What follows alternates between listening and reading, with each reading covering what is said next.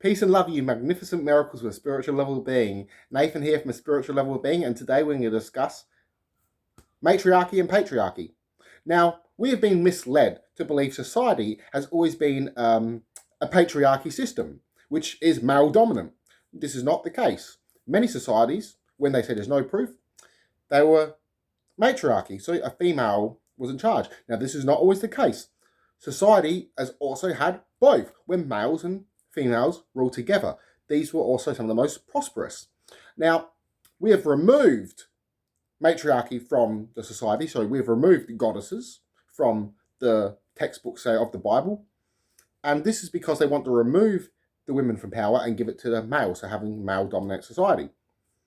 Now, ancient Egypt was once matriarchal, so a matriarchy society where women were in charge, and then it was later changed to when males were in charge.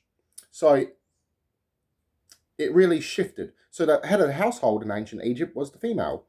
And then later on it was swapped into the male-dominant society, especially when the Greeks and Romans were also visiting, as they would even mock the ancient Egyptians for having females as head of the household.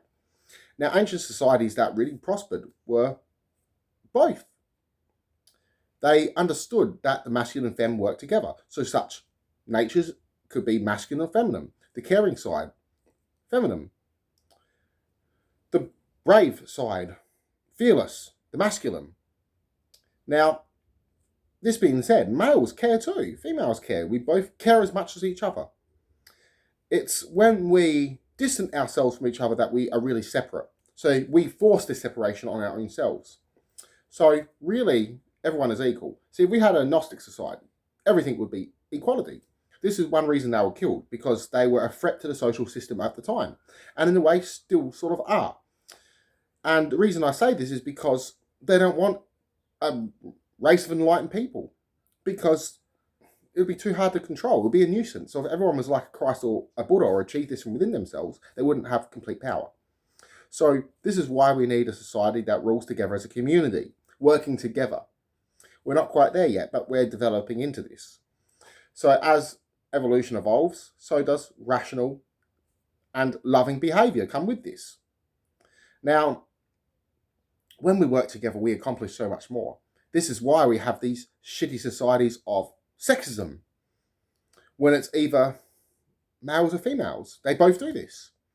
Now, many people which don't have the light shine upon them in society are saying, hang on, what's with this separation? We're all humans.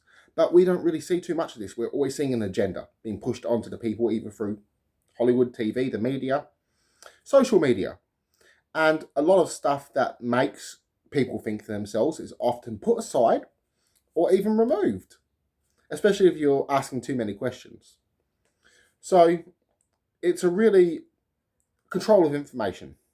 And the same trick of the history being written by the winners is always going on. Now, this is not always the case, obviously. We do have situations when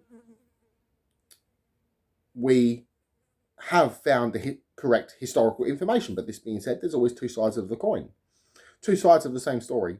So what we're often reading is one's own partake in these events and how they seen them in their own mind. A bad person doesn't see themselves as bad. So this is one reason why, because everyone sees themselves as good. Now, we are both good and bad. And what really makes this is your actions, your thoughts, what you do, how you carry yourself, how you're interacting with others. Now, whenever there's another person, there's always an opportunity for kindness. And this is why we need the society where we work together collectively, equality. So the problem with patriarchy is when one sex dominates the other, even with matriarchy, when one sex dominates the other. We're all equal. So peace and love, everyone. I love you all. Connect to one mind and soul. Namaste.